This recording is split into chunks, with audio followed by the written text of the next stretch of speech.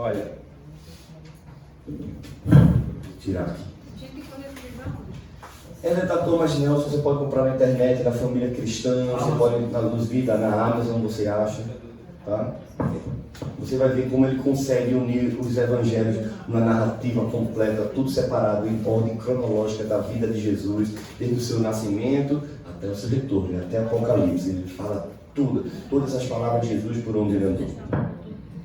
E vamos agora tratar do Getsemane. Entenda, eu vou utilizar essa palavra Getsemane como o nosso lugar de oração. O Getsemane é o nosso lugar secreto. Toda vez que eu falar o Getsemane, entenda, é o nosso lugar de oração. Eu tenho o meu Getsemane e você tem o seu Getsemane. E Jesus tinha o seu Getsemane. O Getsemane era o lugar preferido de Jesus. Era o lugar que ele mais amava. Era onde ele se retirava para se encontrar com o Pai, orar ao Pai, ouvir e ver o que o Senhor tinha para ele. Nós precisamos entender a importância desse lugar. Nós precisamos compreender a vitalidade deste lugar. Porque quando nós compreendemos isso, nós entenderemos quão ardiloso é o pecado, quão terrível é o pecado, quão é pavoroso para Deus ver os seus filhos em pecado. É no jardim do Getsemane, no nosso lugar de oração, que nós teremos uma vida longe do pecado. No Getsemane foi onde Jesus venceu a guerra contra a carne. Jesus está mostrando a sua total humanidade naquele lugar. Quando Jesus está falando que a carne é fraca, ele não está simplesmente falando da nossa carne. O assunto, o contexto do Getsemane, esse diálogo com os discípulos, é exatamente sobre oração. Oração. Esse texto, essa passagem, a carne é fraca, a maioria das pessoas utilizam como desculpa para pecar. Cai no pecado e diz, mas a carne é fraca. Não é sobre isso que Jesus está dizendo. A carne é fraca, não é para você cair, não é para você arrumar uma desculpa. Jesus, quando ele fala a carne é fraca para os seus discípulos, ele está de uma forma terna para os seus discípulos, dizendo assim, eu sei que vocês são pó, eu sei a estrutura de vocês, eu não estou repreendendo você, mas eu estou dizendo como vocês vencerão isso. Eu sei que vocês não suportam, eu sei que vocês não aguentam. Até então, porque os discípulos ainda não tinham recebido o Espírito Santo. Hoje nós temos o Espírito habitando em nós. Esse Espírito nos dá poder para vencer o pecado. Se nós não vivermos nessa expectativa, nós estamos dizendo que o Espírito Santo é fraco, não serve para nada. A graça de Deus que nos perdoa e que nos livra da culpa do pecado, também ela é poderosa para nos livrar do poder das garras de pecar. Essa graça está sobre nós, onde abundou o pecado, superabundou a graça, para que nós não venhamos a cometer os mesmos pecados. Nós precisamos olhar para esse lugar com a profundidade de que Jesus olhou. O quão ele sofreu, o quanto ele se entregou. E esse lugar, eu quero trazer hoje 5 lições para a nossa vida, para que a gente possa encarar todas as nossas dificuldades. Em primeiro lugar, o Getsemane é um lugar de fraqueza. Entenda, não é fraqueza aos olhos humanos, mas fraqueza aos nossos olhos. Oração é para os fracos. É por isso que eu preciso orar todos os dias. Oração é para os fracos. E Jesus reconhecia a sua humanidade. Jesus, quando ele estava ali, enfrentando esse drama, ele estava sofrendo na sua própria pele, na sua própria carne, o desejo de cair em tentação e livrar-se do cálice. Ele sabia o que estava fazendo. Ele estava entendendo, agora eu sou homem, eu estou na carne, eu sou o verbo encarnado, mas eu estou vendo que a minha carne me inclina a não fazer a vontade de Deus. E por isso ele clama, Pai, não seja feita a minha vontade, mas seja feita a tua. Por isso que ele vai dizer e fala assim, olha, a carne é fraca. Jesus sabe o que está fazendo. Eu estou enfrentando essa batalha agora.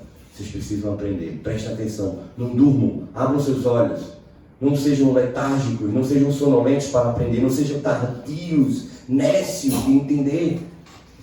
Nós não podemos brincar com isso. Quem reconhece de onde veio e de onde Deus resgatou, sabe da sua fraqueza. Eu passei a minha vida não, mas metade, Passei 17 anos lutando contra os vícios das drogas. 17 anos. Lutando para me libertar. Fiz de tudo. De tudo. Clínicas, médicos, desejo. Não tinha mais nada. Quando eu parei de usar minhas próprias forças e me rendi a Deus, Ele me tocou e me curou. Eu entendi que não é por força nem violência, mas é pelo Espírito de Deus. Nós precisamos entender, Jesus está ensinando no Getsemane que não é por força nem por violência, mas é pelo Espírito. Pedro e os discípulos, eles dormem, eles caem. E aqui nós temos a fórmula, o caminho da queda. Primeiro, eles fazem justiça própria. Olha, sabe o que tinha acontecido? Logo que Jesus chega no Getsemane, eles estavam na ceia, instituindo a ceia. E Jesus está falando, olha, e fala pela terceira e última vez para os seus discípulos: o Filho do Homem será entregue, ele vai morrer, ele vai ressuscitar. E Jesus está dizendo: minha alma está perturbada, vamos ali orar. E ele refere-se à profecia de Zacarias 13, verso 7, e ele diz assim: olha, o pastor será ferido e as ovelhas serão dispersadas. Sabe o que é que todos os discípulos dizem assim? Não, Senhor, de modo nenhum eu vou te abandonar. E ele fala: Pedro, antes que o galo cante, vai me negar 3 vezes, Pedro. E todos os discípulos falavam também: não, Senhor, nós não vamos te negar. E eles continuam andando, e Jesus angustiado, e ele fala: Senhor, eu estou pronto para morrer por você. Aí, Pedro, você não sabe de nada, Pedro. Ah, é? Você está dizendo que vai morrer por mim? Tá bom, então vamos ali orar. Jesus está mostrando quão falhos nós somos. Pedro, que tinha acabado de prometer o martírio a Jesus, morrer por ele não tinha força nem de manter seus olhos abertos. Quantas vezes nós prometemos coisas para Deus e não cumprimos? Coisas simples.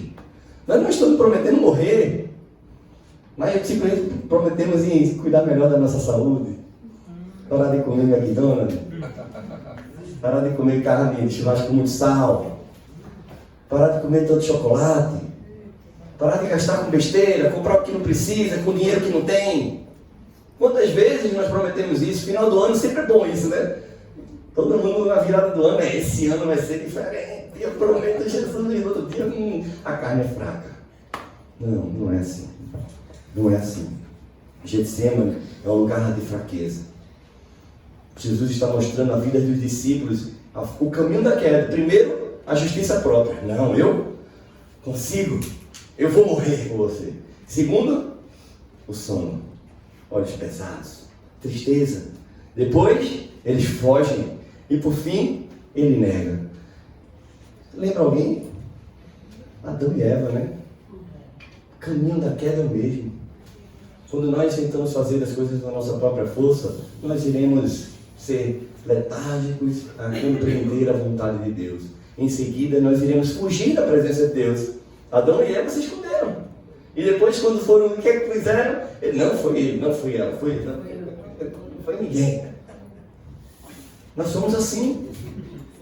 Nós somos assim. Essa é a nossa natureza. Não adianta você negar. Nós somos descendentes de Adão. Está em nós. Mas o homem que vai vencer suas batalhas, ele vai reconhecer suas fraquezas. E ele vai para o Getsemane orar. Por isso que o Getsemane é um lugar de fraqueza. É um lugar onde Jesus nos ensina em uma vida de vigilância e de oração, nos leva a ser vitoriosos. Agora entenda, é vigilância e oração. Não basta só vigiar. E também não basta só orar.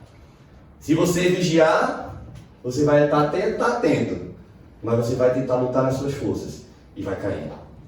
Pode funcionar por 1, 2, 3, algumas vezes, mas não é por força nem por violência, é pelo meu espírito, diz o Senhor. E se você simplesmente só orar sem vigiar, sabe o que acontece? Você começa a orar pelas coisas erradas. A gente começa a orar para que Deus nos livre, nos tire dessas coisas. Jesus não vai tirar. Aquele que não poupou o seu próprio filho, como ele também nos irá poupar? Jesus falou: se me perseguiram, se me maltrataram, se me mataram, se me odiaram, também odiarão vocês. Eu não posso pedir papai, pai, não deixa que ele me odeie, faça que ele me ame. Não é assim. Precisamos vigiar, estar atentos e orar. E aí sim, nós venceremos. Tiago vai dizer que nós não recebemos as coisas porque não pedimos. E como pedimos, não recebemos porque pedimos mal, para gastar nos nossos próprios prazeres. Mas em compensação, João vai dizer que se nós pedirmos de acordo com a sua vontade, ele nos concede. O próprio Jesus diz, e tudo quanto pedirmos em meu nome, isso será concedido, porque o Pai será glorificado. Jesus está nos ensinando a pedir conforme o coração de Deus. Mas para isso precisamos ir para o Getsemane. Precisamos entender que somos fracos. E Jesus diz, em João 15, permaneçam em mim e eu permanecerei em vocês. Se a minha palavra permanecer em vocês, tudo que pedirão será concedido. E vocês darão frutos e frutos que permanecem. O Getsemane é um lugar para quem é fraco. Eu sou fraco. Eu preciso desse lugar. Jesus mostra o seu lugar preferido, o Getsemane. O lugar onde ele se encontrava com o Pai, o lugar onde ele era fortalecido. E nós? Qual o seu lugar preferido?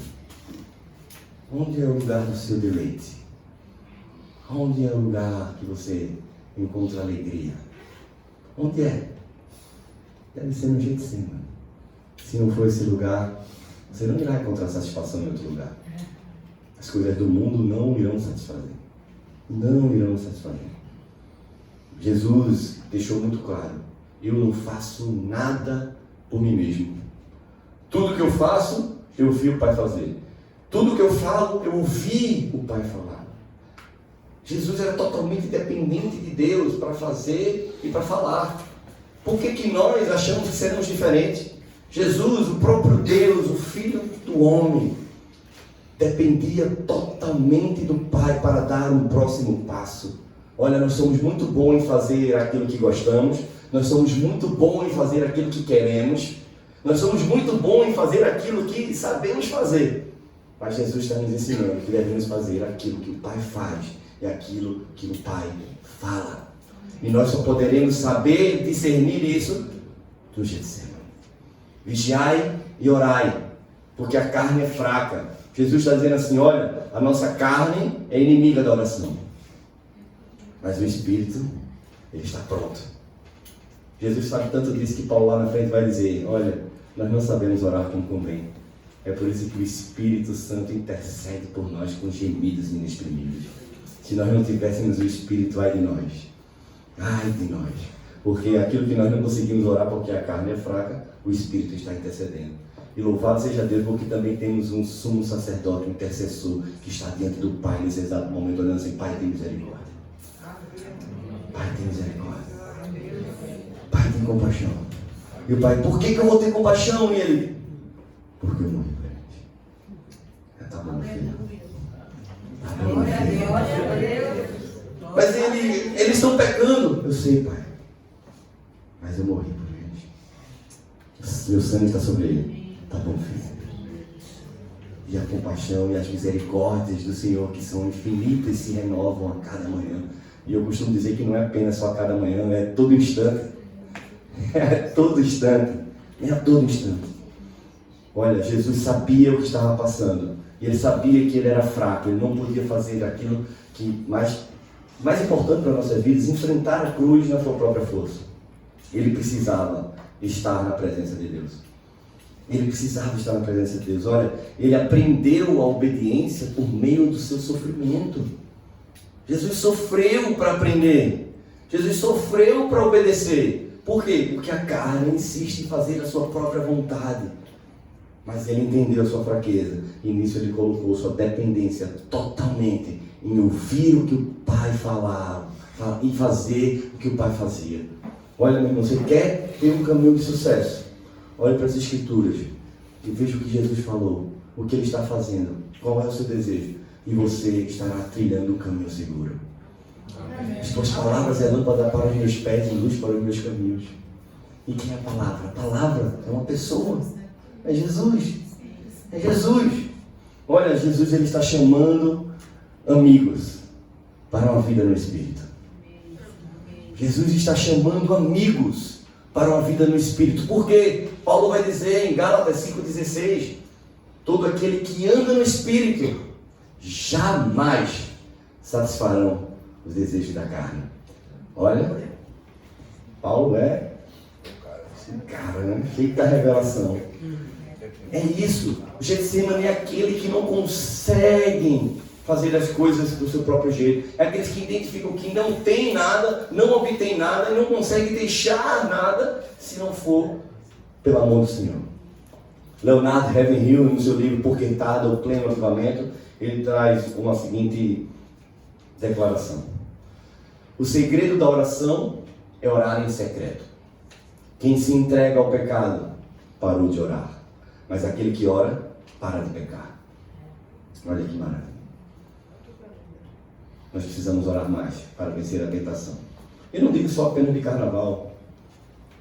Carnaval, para alguns, nem parece ser mais tentação. Alguns vão dizer que é cultural. Alguns vão dizer não, que é nosso folclore. Não, que é histórico. É tradicional. É tradição. Deixa eu só falar uma coisa. Nesse exato momento, daqui a pouco, eu estou junto com a juventude da Getsemane, junto com Trindade, vários jovens, várias pessoas se preparando há mais de 2 meses para o evangelismo de carnaval. O Viva. Começaremos da sexta até terça-feira. Nesse exato momento, em Olinda, se chama a Noite dos Tambores Silenciosos. Alguém sabe o que é isso? Invocação demoníaca. Abertura de carnaval para toda perversidade, toda imoralidade. Não acho que o carnaval é inocente. Não. Não é. Não é. Eu não vim aqui para dizer para você que é proibido ir para o carnaval. A palavra de Deus não vem dizer não, proibir. Pelo contrário, diz tudo me é permitido. Mas nem tudo me convém. Mas aquele que é livre do pecado é tão livre que não quer ir para o carnaval. Aquele que foi tão livre, tão perdoado pelo Senhor, hoje tem desejo de fazer a vontade dele. Olha para o mundo e diz assim: não, isso não é do agrado do Senhor, do meu Pai, eu estou fora. Eu não vou lá, não, eu sou de Deus e eu vou lá simplesmente para dar um saltinho. Não, isso não existe.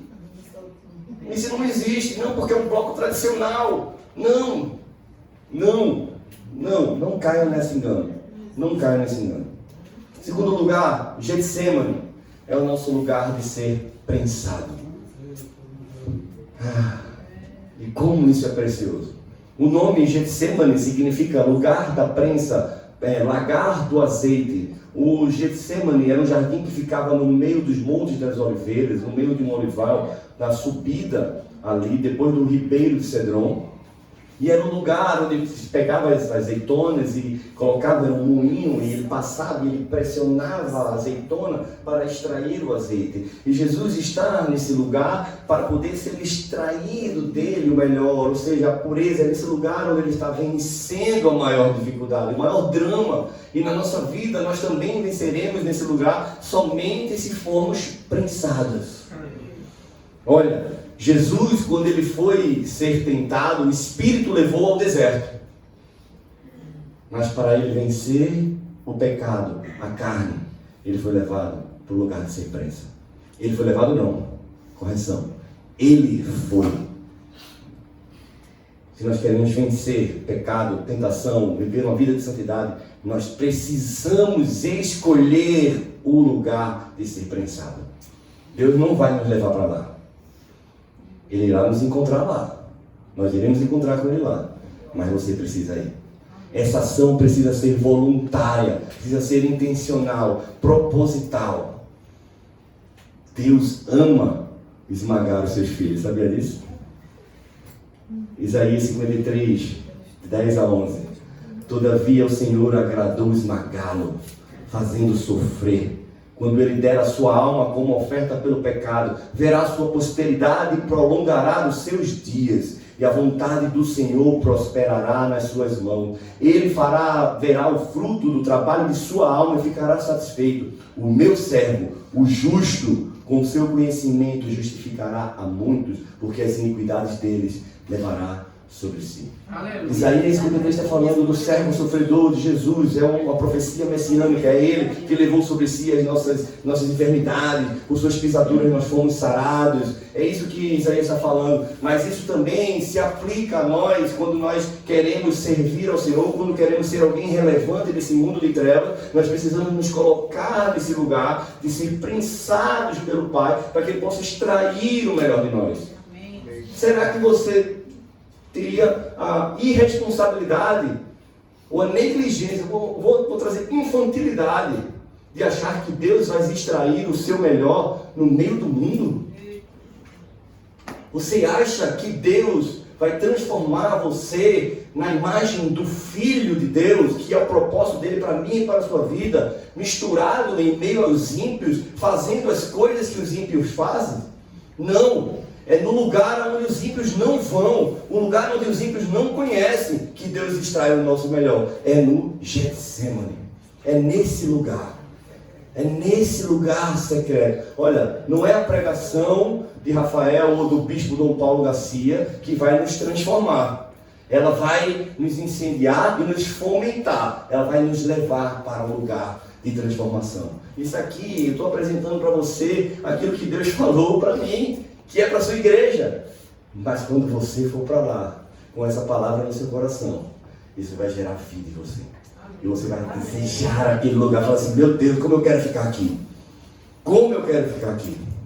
É o lugar da prensa, você precisa escolher, você precisa desejar isso. Jesus, ele vai para aquele lugar para ser prensado, e ele não estava fugindo. Jesus, ele não estava se escondendo. Jesus não estava evitando, porque o Getsemane é um lugar de preparo, é um lugar de enfrentamento, é um lugar de fortalecimento, não é um lugar onde negamos a cruz, mas Jesus vai para lá para enfrentar a cruz. Jesus vai para lá para ser fortalecido e ele sai dali vitorioso. Você consegue compreender isso? Jesus de joelho no chão, prostrado com o rosto em terra, suando sangue. Pode parecer a maior fraqueza, uma pessoa que não serve para nada. Mas ele levanta dali. Amém. E vai para a cruz como um rei, vai ser coroado. As nossas vitórias, as nossas forças, nós somente encontraremos com o joelho no chão, com o rosto em terra. Jesus está nos ensinando isso. Porque poderíamos achar, o que nos levaria a achar que podemos vencer as coisas simplesmente da nossa força ou de qualquer maneira? Que é isso? Quem coloca isso na nossa mente é o diabo. É o diabo. Jesus, ele nos mostra que a nossa vida deve ser totalmente separada. Esse lugar secreto, esse lugar de encontro, é um lugar apenas para aqueles que querem ser aperfeiçoados por Deus. Não é para o resto do mundo. É quando ele se converter, quando ele encontrar a verdade. Eles desejarão esse lugar. Jesus diz que as coisas desse mundo vai passar um dia. Que nós devemos amar aquilo que o mundo não ama. Ele fala assim, ó, aquele que me ama, aquele que ama o mundo mais do que a mim mesmo, aquele que ama sua mulher, sua família, seus pertences, dinheiro, as coisas dessa vida, mais do que a mim, não é digno de mim. Aquele que não nega-se a si mesmo e toma a sua cruz, não é digno de ser meu discípulo. Aquele que põe a mão no arado e olha para trás, não está apto para o reino de Deus. Porque nós achamos que podemos estar servindo de qualquer maneira para Deus. Getsemane é onde Jesus está nos ensinando a verdadeira forma de negar a si mesmo e tomar a cruz. Foi no Getsemane que Jesus venceu a carne. John Wesley ele vai fazer uma diferenciação entre salvação e santificação. Ele diz que salvação é Deus tirando o homem do mundo. E a santificação é agora Deus tirando o mundo do homem. Nós só seremos transformados, extraído o azeite de nós no lugar da prensa. É lá, no lugar secreto, que nós venceremos as nossas batalhas e nós seremos santificados pela presença do Espírito Santo. Paulo, em 2 Coríntios, capítulo 3, verso 18, ele vai dizer: e todos nós, com o rosto descoberto, contemplando a glória do Senhor, como por um espelho, somos transformados de glória em glória, pelo Espírito que é o Senhor. Deus, ele escolheu um método, uma forma de nós sermos transformados à imagem do seu Filho. E esse lugar é no Getsemane, contemplando a glória do Senhor, contemplando o nosso Senhor, sofrendo para morrer por nós, para vencer a carne, para que nós também pudéssemos vencer a carne por meio do seu Espírito. Nós não podemos ser aquele crente Raimundo, pé na igreja e pé no mundo. Nós não podemos ser crente 007. Vida secreta, vida dupla. Não. Um coração dividido, uma casa dividida, um reino dividido, não pode subsistir. Ou nosso coração é totalmente do Senhor ou não é dele. Agora, quando o Senhor invade o nosso coração, não tem espaço para mais nada. Só tem para Ele. Porque Ele é tão grande que Ele preenche tudo. Paulo vai dizer em Romanos capítulo 12: portanto, meus irmãos, rogo-vos pela misericórdia de Deus que não se amoldeis ao padrão deste mundo, mas entregue os seus corpos como sacrifício vivo, santo e agradável a Deus, que é o vosso culto racional. E sejam transformados pela renovação da vossa mente, para que experimenteis qual é a boa, agradável e perfeita vontade de Deus para vocês. Nós só experimentamos a vontade agradável, perfeita do Pai, se nós tivermos uma mente renovada. Nós precisamos deixar Deus nos transformar. E é nesse lugar. Se você olha para esse lugar, você vai ver que você vai começar a compreender que tudo que Paulo escreveu, ele estava escrevendo a partir desse lugar. Paulo tinha isso em mente. Paulo tinha esse lugar de transformação em mente, porque ele sabia o que era ser transformado. Paulo começou a escrever as suas cartas e servir ao ministério só depois de 14 anos de ser convertido, de ter uma experiência com Deus. Você consegue imaginar isso? 14 anos no deserto, sendo forjado. Um rabino que sabia toda a lei, precisou ser preparado em oração. E nesse tempo, sabe o que é que ele teve? Experiências maravilhosas. Que ele vai dizer em 2 Coríntios capítulo 12: conheci o homem que foi levado ao terceiro céu. Se no corpo ou fora do corpo, eu não sei. Sei que ele foi lá. É nesse lugar que nós experimentaremos a transformação e da nossa intimidade com Deus. O Getsemane é o lugar de intimidade. É nesse lugar que Jesus está nos ensinando como Deus deseja se relacionar conosco. Ele clama: Abba, Pai. Jesus nos ensina que nos nossos momentos de dificuldade nós temos um Pai para recorrer. Ele nos ensina que nas nossas fraquezas nós temos um Pai pronto a nos ouvir. Hebreus vai dizer que Jesus, quando estava no Getsemane, ele suplicou com clamor, com lágrimas, com orações e súplica aquele a quem podia o livrar da morte. E foi ouvido por sua reverência, por sua submissão. Agora interessante, né? Jesus, ele morreu depois na cruz.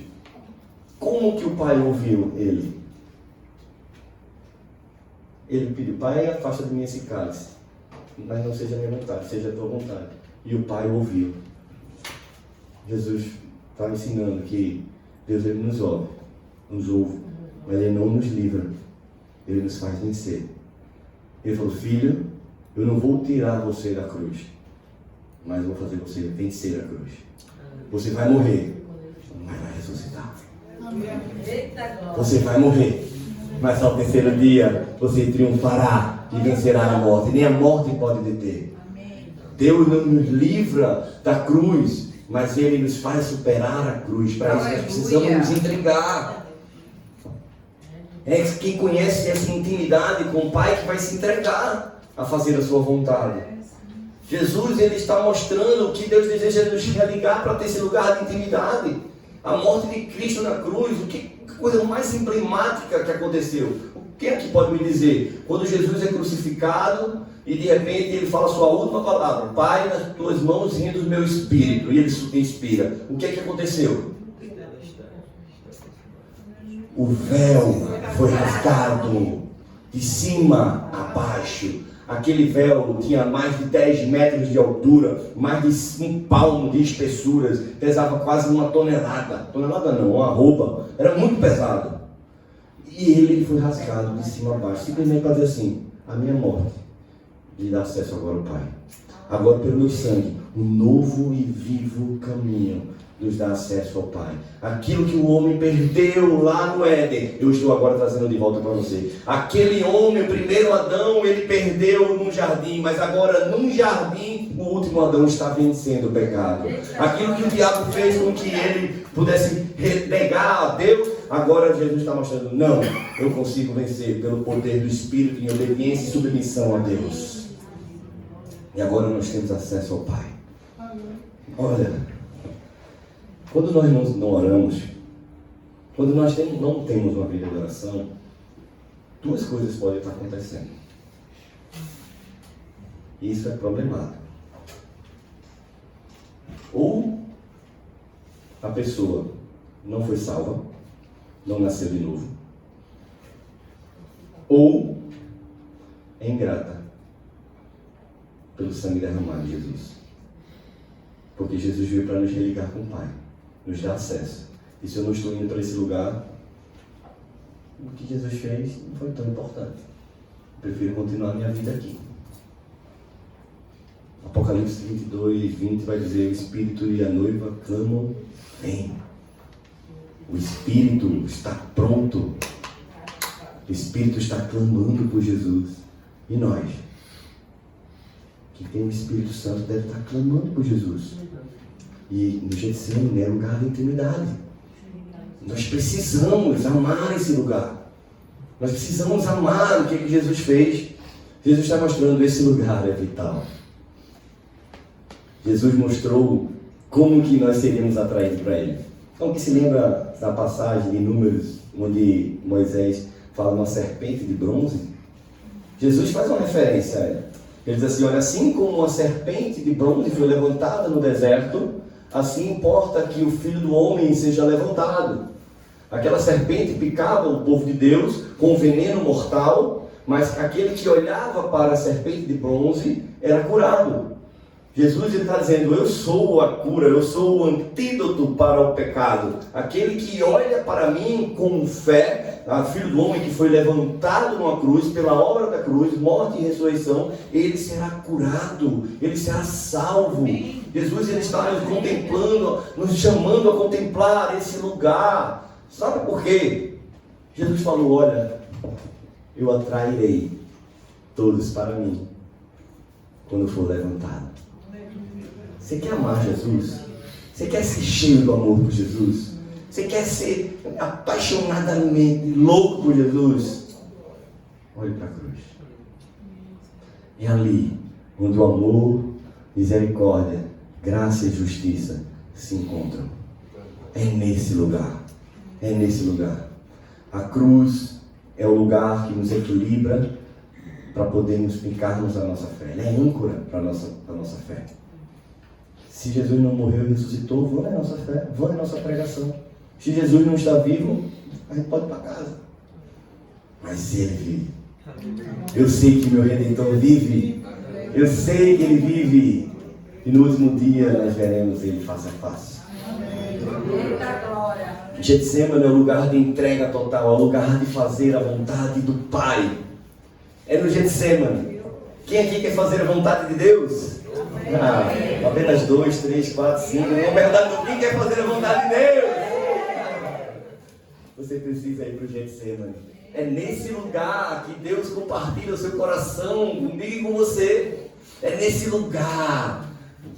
Salmo vai dizer, olha, os segredos do Senhor é para aqueles que o temem. Aqueles que buscam, encontram. Aquele que pede, recebe. Aquele que bate a porta é aberta. É aonde? É nesse lugar. É nesse lugar. É um lugar de entrega. Jesus, ele se entregou completamente a isso. Ele falou assim, em Hebreus 5, capítulo 5, 8 e 9 diz assim: embora fosse filho, aprendeu obediência pelas coisas que sofreu. E tendo sido aperfeiçoado, tornou-se o autor da salvação eterna para todos os que lhe obedecem.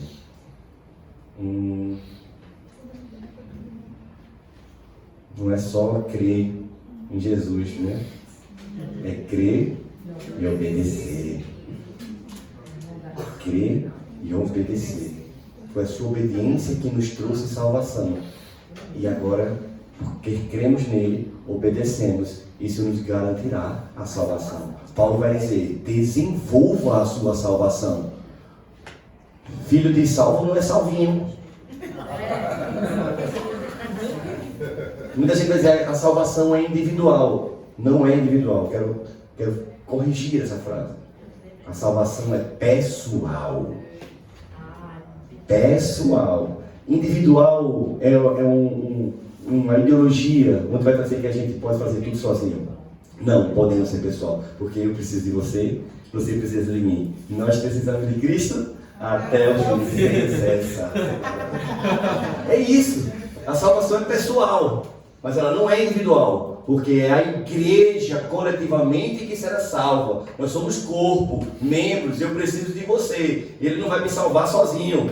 Ele vai me salvar junto com vocês. Amém? Amém. Então a salvação é pessoal, não é individual. Nós precisamos nos humilhar debaixo da poderosa mão de Deus para que Ele nos exalte. Esse é um texto também que muitas pessoas distorcem. Com certeza você já ouviu alguém falar, capaz até você ter falado isso. Os humilhados serão exaltados. Quem falou isso, levanta sua mão. Eu já falei, mas deixei disso. Quem se humilha será exaltado. Exato. Ainda não é tão bem assim. Os que se humilham debaixo da poderosa mão de Deus, no tempo oportuno, Ele vos exaltará. Essa exaltação não é um triunfo, não é uma revanche, não é uma vingança. Aquele que te viu passando pela prova, agora vê você dando glória a Deus. Não é isso. Não é isso. Aqueles que se humilham debaixo da poderosa mão de Deus são aqueles que reconhecem a sua fraqueza, que têm uma vida de oração, uma vida de dependência de Deus. Aqueles que se reconhecem que são pobres de espírito, que são humildes, que se humilham diante do Senhor, reconhecem a sua grandeza, Ele os exalta. Como Ele os exalta? Transformando você na imagem de Cristo. Quando você se humilha nesse lugar, secretamente, Ele te recompensa publicamente, de forma que as pessoas olharão para você e falar assim: ele é diferente. Ele está passando por tantos problemas, tantas aflições, mas ele está alegre. Por quê? Qual é o segredo? O Espírito Santo. Sabe por quê? Porque eu me humilho debaixo da poderosa mão de Deus. Eu confio nele. Tiago vai dizer qual é a forma também, unindo isso, de uma forma prática, como nós vencemos. Ele diz: olha, sujeitai-vos, pois, a Deus.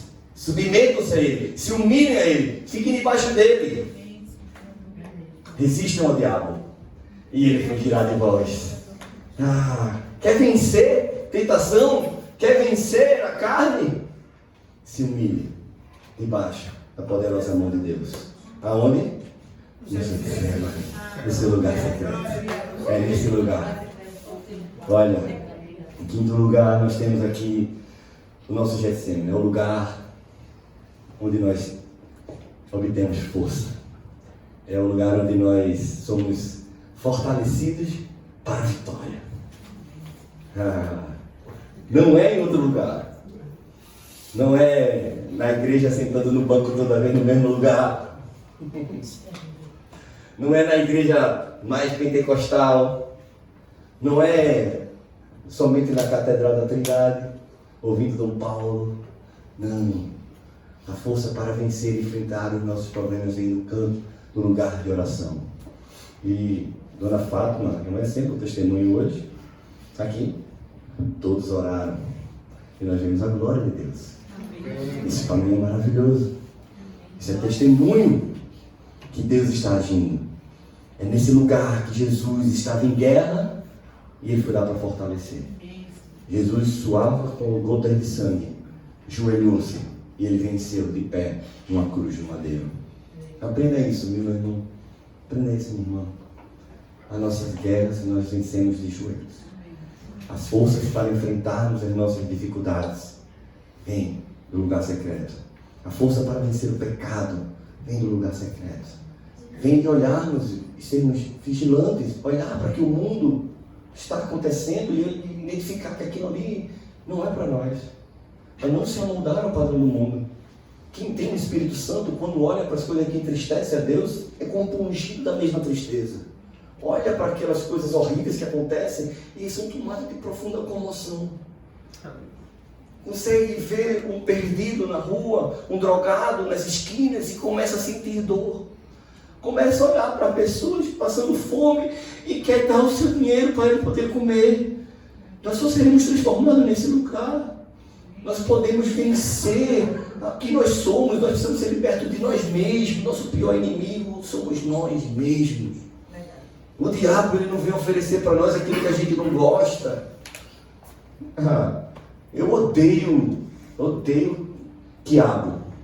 Você acha que o diabo vai chegar para mim e vai me tentar na gula de quiabo? Rafael, olha aí, vai ganhar um caminhão de quiabo. Não. Ele vai chegar no pão nosso de queira para mim. Ele vai chegar nas coisas que eu gosto, aquilo que é o meu apetite. A picanha. O diabo, ele conhece as nossas fraquezas. Ele sabe como nos tentar. O diabo, ele não brinca de ser diabo. E nós brincamos de ser crente. Está na hora de parar de ser crente. Está na hora de parar de brincar. Jesus foi para esse lugar para mostrar que pecado não é brincadeira, que o salário do pecado é a morte. Foi nesse lugar que ele encontrou forças para fazer a vontade de Deus. Foi nesse lugar que ele encontrou-se totalmente pleno para fazer a vontade do Pai. É nesse lugar que nós iremos vencer também. Jesus, ele triunfa naquele lugar. Para que nós agora olhamos os dois aspectos da cruz. A cruz, ela é substitutiva. Ou seja, Jesus morreu a nossa morte. Ele morreu por nós. Aquela cruz era para mim, não era para você. Mas ele morreu por nós. Isso é muito bom, porque nós estamos justificados. E nada pode mudar isso. Isso é uma posição que acontece uma única vez, não repete mais. Nós somos justificados. Mas a cruz tem um outro aspecto, que é o aspecto identificativo. E esse é o mais difícil. Porque aí nós precisamos tomar a nossa cruz. Nós precisamos viver como Jesus viveu. Nós precisamos negar a nós mesmos, tomar a nossa cruz e seguir a Cristo. Ele disse que aquele que não nega a si mesmo e toma a sua cruz, não pode ser meu discípulo. Jesus, mas eu quero só tomar a minha cruz. Pode? Não. Não, então eu vou só negar a mim mesmo sem tomar a cruz. Pode? Não.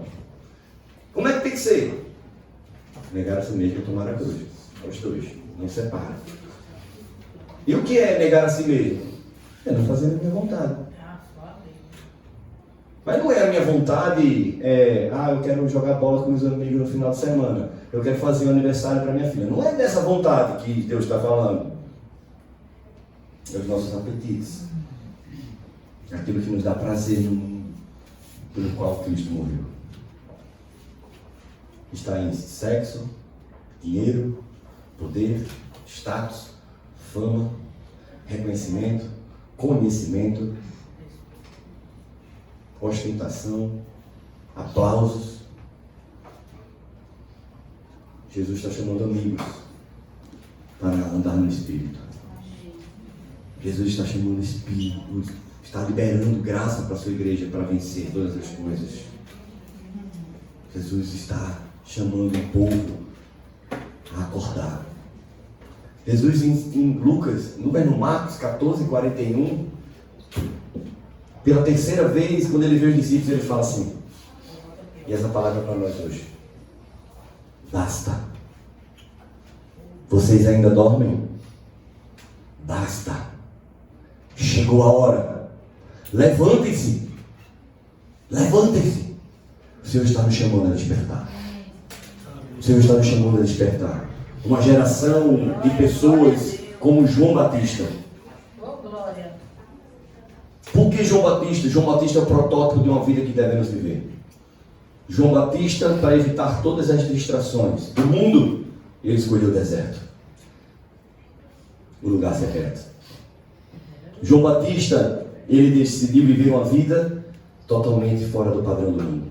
Ele não se vestia como o mundo vestia, ele não comia o que o mundo comia, e ele vivia diante de Deus. A palavra do Senhor foi a João Batista no deserto. Isso é muito emblemático. Sabe por quê? Porque naquele tempo, a palavra de Deus ia ao sumo sacerdote no templo. Só que Deus se desvia do templo para ir ao homem que está no meio do deserto, no lugar secreto. Depois de 30 anos jejuando, comendo a palavra, tendo intimidade com o Senhor, Deus ele vai naquele lugar, encontra João Batista e levanta como precursor aquele que preparou o caminho para Jesus. Na segunda vinda de Jesus, ele está levantando pessoas que amarão o lugar secreto. Na última vinda de Jesus, na sua segunda vida do seu retorno, ele está preparando a sua igreja para, como assim a profetisa Ana, que estava no templo 24 horas, 7 dias por semana, jejuando e orando pelo Senhor Jesus, esperando ele aparecer. Ele estará levantando uma comissão corporativa de pessoas que estarão nesse lugar secreto, clamando: vem, vem, Senhor Jesus. É no Getsemane que nós vencemos a nós mesmos. Amém. Amém. Queria convidar você a ficar em pé para a gente orar.